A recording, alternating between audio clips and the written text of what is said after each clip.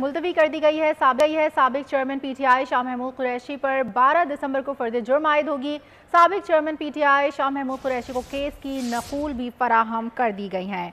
Cipher case की समाअत 12 दिसंबर तक मुलतवी। साबिक चेयरमैन पीटीआई शाह महमूद कुरैशी पर 12 दिसंबर को फर्द जुर्म आयद होगी। साबिक चेयरमैन पीटीआई और शाह महमूद कुरैशी को केस के नकूल फराहम कर दिए हैं।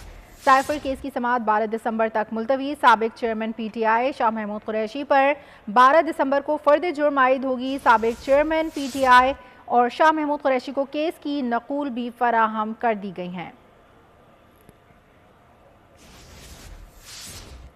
साइफर केस की समाअत 12 दिसंबर तक मुलतवी। साबिक चेयरमैन पीटीआई शाह महमूद पर 12 दिसंबर को फर्द जुर्म आयद होगी। साबिक चेयरमैन पीटीआई शाह महमूद को केस के नकूल फराहम कर दिए गए। साबिक चेयरमैन पीटीआई और शाह महमूद को केस के नकूल फराहम कर दिए हैं। साइफर केस की समाअत 12 दिसंबर तक मुलतवी कर दी गई है।